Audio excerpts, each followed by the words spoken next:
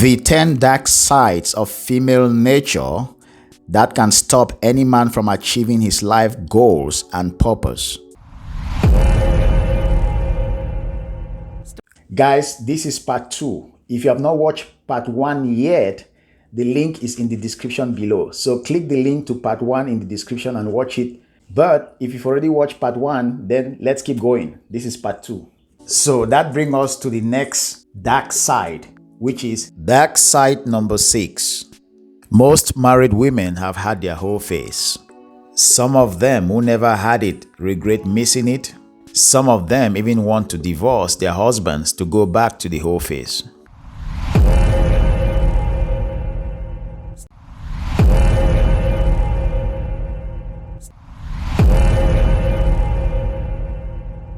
You guys don't know how jealous I am of my friends that can have hoe faces. Like, I wish I had a hoe phase in me. Girl, if you wanna get into the hoe phase, I'm gonna tell you how to do it. I've had a couple of them. I'm retired from that life, but I do appreciate a good hoe phase. There's no strings attached. But you gotta be careful with someone who's a little bit obsessed with you, because that's how feelings happen. And if you don't want feelings, you can't let that happen. That's the crucial part. The hoe phase is nothing to be, I understand why people don't like it. I get it. They can cause some hurt feelings. But if you notice yourself getting attached or someone else getting attached, step back. Step back from that situation and be like, no, bye. And you know what those feelings look like. The butterflies, the, oh, I like him phase. No, that's get out of that. Back away from that person. But don't let anyone make you feel shame for having your hoe face. I absolutely appreciate my hoe faces. Even though I'm retired from that life. I wouldn't change it. I wouldn't go back and not do it. I did all that during my hoe phase. Hoe phase? There's no such thing. Could you imagine if a serial killer said that? Yeah, I had a serial killer phase. I killed 20 people 10 years ago, but I'm no longer... You're still a motherfucking murderer, bruh. You still did that shit. There it is. The comment that I was waiting for. I have been in a relationship since I was 18. So I didn't get a hoe phase because I've been a mom and a wife. So now that I'm single, wanting to date, that makes me a hoe. Okay. Because let's be honest, it's double standards because men do it and it's perfectly acceptable. But the second a woman does it to try to heal what's been broken, I'm just, having fun. Yes, just having fun. We love our hoe phase. Go do something fun for yourself. Go do something that makes you feel sexy. I'm all for a good boudoir photo shoot, go and get new undies, maybe even hair did and makeup done. Do something that makes you feel sexy. Because that's going to put you into like this mood of, I'm getting some. So that brings us to the next dark side, which is dark side number 7. Some married women are on dating sites looking for hookups and casual sex, or for a possible replacement of their husband.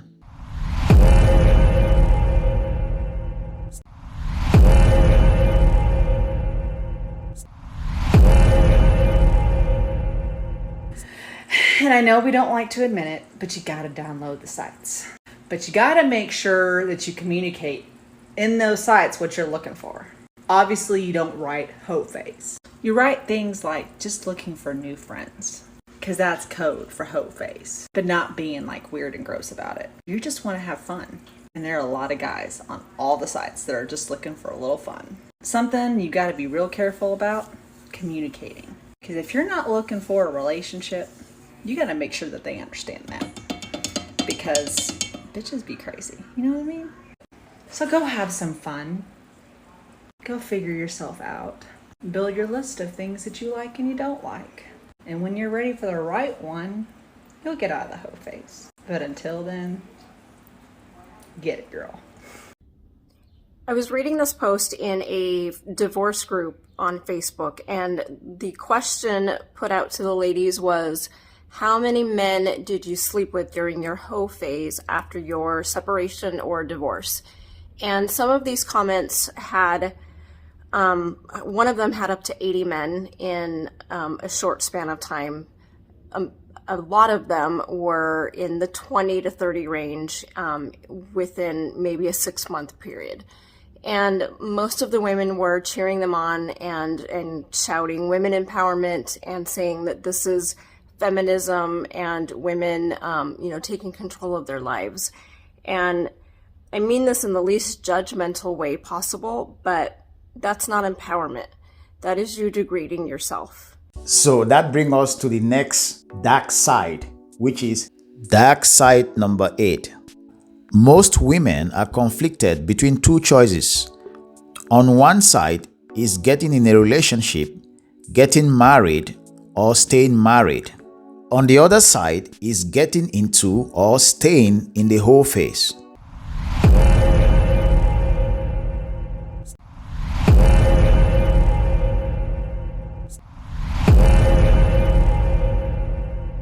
What do you want? What do you want? What do you want?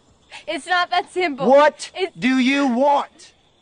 What do you want? Relationship or hoe phase? What do you want? What do you want? It's not that simple. What do you want? God damn it. What do you want? I'm not ashamed to say it. I'm in my hoe phase right now. Happiness over everything. Instead of going through a hoe phase, go through a growth phase. How about you heal yourself and learn how to love yourself enough to know that you are better than those men that you're sleeping with and that they don't deserve you. I'm not ashamed to say it. I'm in my hoe phase right now. Happiness over everything. Understand that sex is an energy exchange, and you are exchanging your energy with multiple men who are not worthy of you. I'm pro hoe phase. I believe everyone and their mother deserves a hoe phase in their life. Hoe phases are monumental to our personal and individual growths. And granted, I understand there's a lot of negative discourse around having a hoe phase, girls being in their hoe phase. I don't understand why we shun people who embrace their hoe phase. Granted, let's say this, I'm gonna put this on the record. Problems arise in the hoe phase when you aren't honest and you hurt people during your hoe phase. You maybe go through a ton of different hoe phases in your life. Yes, you might have a hoe phase, you might end your hoe phase, you might get married. I think that just like life has different phases, so do hoe phases, and there's a time and a place. You don't want to have a relationship with them, but you're willing to exchange your energy with them. You're willing to risk a potential pregnancy and disease exchange for men that you don't even want to have a relationship with at all. I'm not ashamed to say it. I'm in my hoe phase right now. Happiness over everything. I understand that maybe it is a temporary opportunity to bring some happiness or pleasure into your life, or maybe it makes you feel good about yourself. But in the end, by sleeping with that many men, you're degrading yourself. You're devaluing yourself.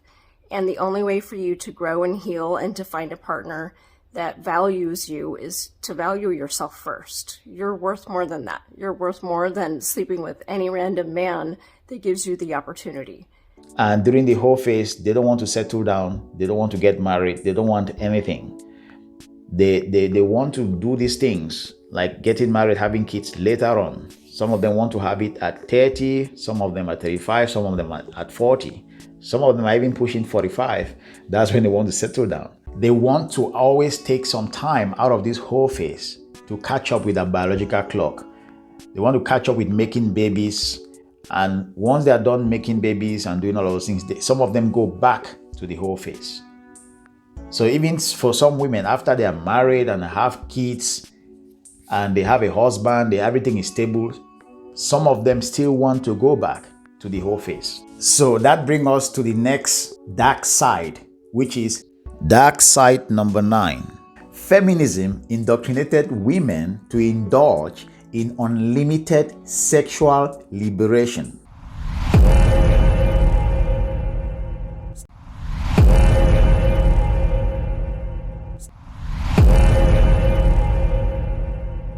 Over the years, this indoctrination has been accomplished perfectly through movies like Sex in the City. James has a small dick. Oh, well, it's not the end of the world. It's really small. How small? Too small. Well, size isn't everything. 3 inches. Well, Hard. is he a good kisser? Oh, who the fuck cares? His dick is like a gherkin. I feel so terrible. Listen to me. I'm a bad person. Don't beat yourself up. You had certain expectations and you're disappointed. Why? Why does he have to have a small dick? I really like him. I thought you loved him. Well, Oh, look, we've all been there. That's for sure. I was once with a guy the size of one of those little miniature golf pencils. Couldn't tell if he was trying to fuck me or erase me. I'm sorry. It's funny. Let's not lose perspective. There are ways to work around this. but I don't want to work around it. I love a big dick. I love it inside of me. I love looking at it. I love everything about it. When I blow him, it's like nothing. Nothing. Can you talk to him about it? No. It's the only thing we can't talk about. What am I gonna do? And through music like those created by Cardi B and Nicki Minaj and many others. That indoctrination has pretty much engulfed the West and is spreading into other countries outside the West like wildfire.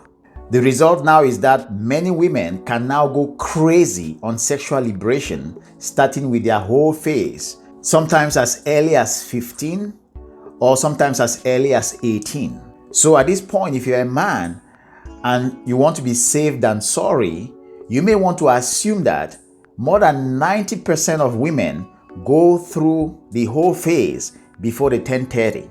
It's better to assume the worst than assume the best and be surprised and beaten in the butt. The whole phase is the root of Sodom and Gomorrah levels of female promiscuity. So that brings us to the next dark side, which is dark side number 10.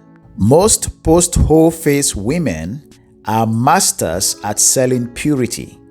And that's because they've had a lot of experience with men and they know that men value purity. Be warned.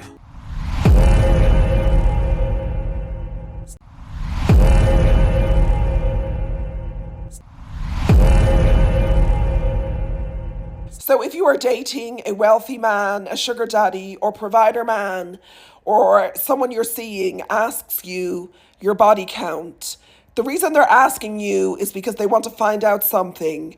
What is that word Santa says at Christmas? Ho, ho, ho. They want to find out if you are a ho, ho, ho or not. Okay? That's what they want to find out.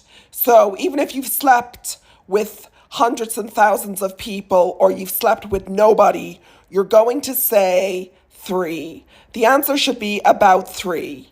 And they were all long relationships, okay? Do not say more than that because it's leading into territory we're going to have to answer a lot of questions for. Don't say you haven't slept with anyone because they're going to think that they're never going to get it. And it's going to be a deterrent for you to get gifts, money, and things that you enjoy doing, like shopping. It's going to be a deterrent for him because he's going to think it's going to be a lot harder. So you're going to say about 3, and they were all long relationships, okay? Now, you might have slept with thousands and thousands of people. Who cares? They don't have to know that. So what you're going to do is always keep your body count at about 3. Even if it is a 33,000, nobody cares, baby. He don't need to know that. So you're around 3. Even if you're a virgin, you're still about 3. Even if you have just been kissed, you're still on 3. So 3 is a healthy number. Anything more than that, we're going to have to explain. Anything less than that, it's going to be harder to manipulate him into giving us lots of stuff because he's going to think that there's no chance of getting it. Now, we all know that since the beginning of time, women sell purity and men sell success. Meaning, generally speaking, in the dating game, women exaggerate the purity of their sexual past while men exaggerate their success or accomplishment. If a guy ever asks you this, never, ever, ever give him an answer, because no matter what number you throw out there, it's not going to be good enough, I promise. You could be like, it's 2, and he'd be like, that's too many. You could be like, it's 30, and he'd be like, 30. So instead, all you have to say is, I don't know how that information is relevant to what we have. Hi guys, I have 2 important things you shouldn't tell your boyfriend or your partner before you guys get married. So the first thing you shouldn't tell him about is your body count, right? Don't tell him about your body count. He doesn't have to know that. Most men don't tell their body count to their significant other. Why should you? Don't tell him how many people you've been with, how many people you slept with. Why am I saying that? I know so many people will come for me and be like, oh, you're supposed to be open. I'm supposed to tell him everything. Don't tell him this one, okay? He doesn't have to know. If you've been with 10 people, 100 people, don't tell him about it. I don't think he has to know that, okay? The trick is to not let people know how weird you are until it's too late for them to back out.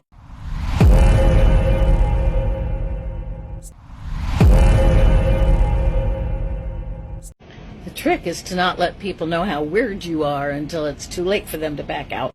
What that means is when a man meets a woman who has been through the whole phase, he will hardly ever know because she will present herself as this naive, pretty, sweet little girl with very little sexual experience. But marrying such a woman is like buying a car that has a ticking time bomb hidden in the engine compartment that may go off at any time in the future. But thank God we now have all these women spilling the secrets for free on social media. It's a good time we live in. So for men who are wise, pay attention and be warned. Girls, don't tell guys your body count. They always care, even if they say they don't. If you're not a virgin, they're probably not going to marry you. Be smart about this. If they're asking you, they're going to use it against you. Ladies, please, for the love of God, can we stop telling these men how many men we slept with? It's none of their business. Stop telling these men how many bodies you've got. Because first of all, it's a very childish question.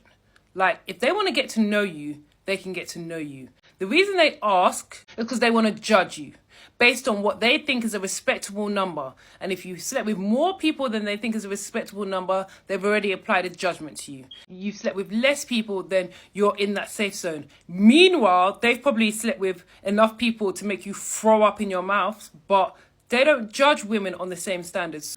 All right, this is what you're going to say if someone asks you about your body count. Whether you slept with one person or 1,000 people, the question is crass. And because intimacy is a double standard between men and women, it's rooted in misogyny. Obviously, you can reveal whatever you want about yourself to your partner or potential partner. But if the question makes you uncomfortable and you want to avoid it, then this is what I would do. I'm going to tell you a little story of the last time a man asked me how many people I've been with. I was in Miami. I was at Mr. Chow on South Beach. We were having dinner and maybe we had one too many lychee martinis. But at one point of the conversation, he asked me, he's like, yeah, so how many people I'd slept with? And I looked at him and I was like, that is such an inappropriate question. And I really want you to think about what you're asking me right now. And he was stunned. And I said, I'm gonna excuse myself and I'm gonna go to the ladies' room. So I got up, I went to the ladies' room and I was in there for like a couple minutes because I really wanted him to like think. That is just such a crass question to ask a woman and I wanted him to feel it.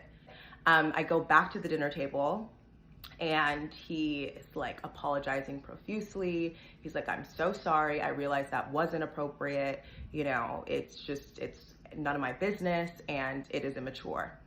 And I said, thanks for apologizing.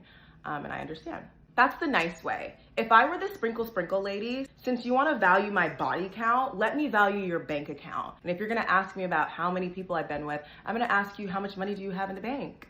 since we want to be crass and we want to place value on the wrong things.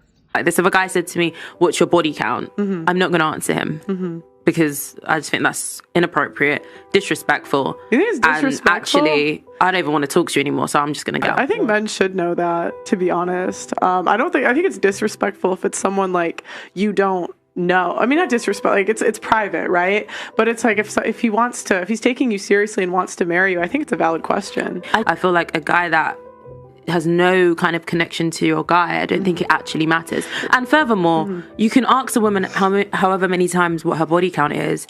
First of all, she's always going to lie. And even if she doesn't lie, how do you know she's telling the truth? Were you in her body for all the years she's been alive? Because Never. women tell on themselves. Like, guys start to count. Like, because you'll be like, oh, True. this sex. Like, that's what guys tell me, that the women will tell on themselves later. Yeah, I think most guys, like, don't ask, to be fair. But, I mean, when you look at the numbers as a guy, I don't know how you wouldn't care. Especially men have so much to lose in divorce court today. It's like, if the girl's a virgin on her wedding night, she has an 80% chance of a happy marriage. You know, it drops down to if she slept with more than 5 people, what? 20%.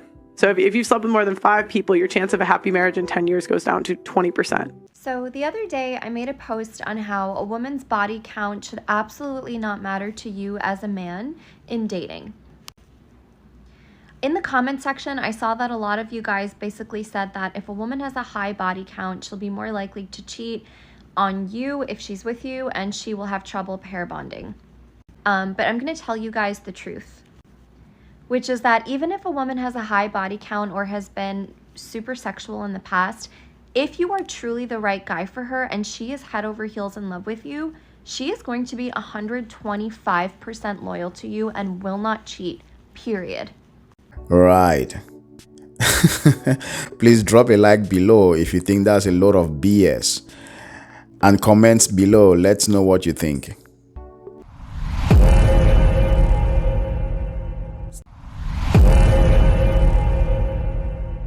But I'm going to tell you guys the truth, which is that even if a woman has a high body count or has been super sexual in the past, if you are truly the right guy for her and she is head over heels in love with you, she is going to be 125% loyal to you and will not cheat, period.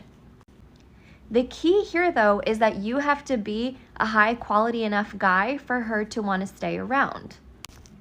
Now, most of y'all, I'm just gonna be honest, are simply not that high quality guy who are commenting on here. You either don't have financial security, this is what I mean by high quality, you don't have a lot of sexual experience because you're staying at home watching more porn than you are actually getting out there and getting real life practice in bed with women. You have little to no social skills, or you just have shit confidence and don't feel highly about yourself. I want you to know that I'm not offending you. I'm trying to help, and that if you work on all of these areas in your life, she is going to want to stick around and start a family with you. Even the women with high body counts. So if you're triggered by my high body count post, just know that that means that you have stuff to work on. You deserve to have sex with women that you are excited about. And the only way that you're going to do that is if you leave your house, get out there and practice, guys. Get off of Pornhub and get out there in the real world. Guys, to be honest, there's so much deception in the answers that these girls are providing that it will take me another video to address all of the issues here.